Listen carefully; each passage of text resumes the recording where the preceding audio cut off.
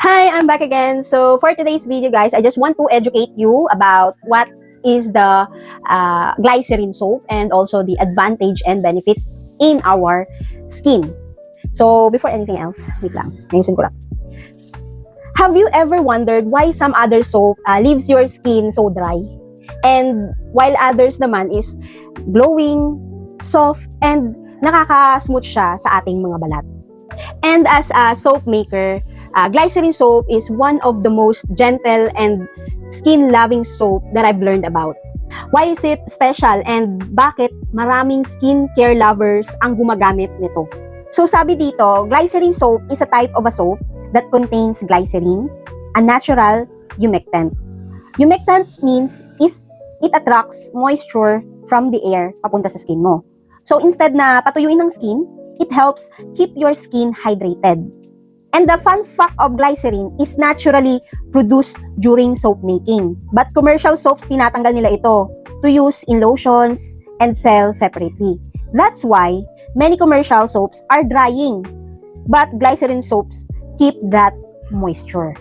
Napansin nyo ba yung glycerin is transparent because of its ingredient? The glycerin, the alcohol, and the sugar. Pero yung iba naman, yung mga kulay na kasi nilagyan na nila ng kulay, ganon. Meron ng meron na ring white. Pero yung pinaka original color niya is the transparent or yung clear yung kulay ng glycerin soap.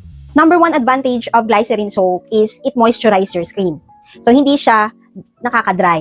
And it perfects also sa mga dry skin, sensitive, and mature skin. Number two, glycerin soap is gentle. So hindi siya harsh.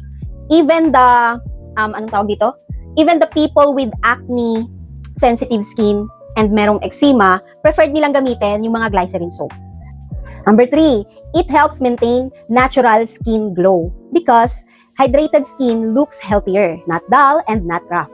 Number 4, glycerin soap usually non-toxic, safe, and chemical-free, especially handmade soap. So, good siya for everyday use talaga. So, ito yung mga benefits ni glycerin soap. It keeps your skin hydrated. It prevents dryness.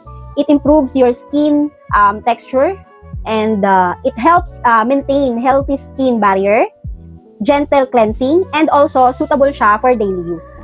And dagdag ko rin, glycerin soap is especially good for Philippine weather dito sa atin. Kasi dito ay mainit tsaka humid tayo, di ba? So, kailangan natin ng soap na nakakapag-hydrate, hindi yung nakakapag-dry and nakaka-harsh sa balat. And as a soap maker, I believe the best soap is not the one with the strongest scent, but the one who protects your skin. And the glycerin soap is the best choices. So follow my journey as I create a skin-loving soap from zero. So this is Florencia Soap lang for today's video. Bye!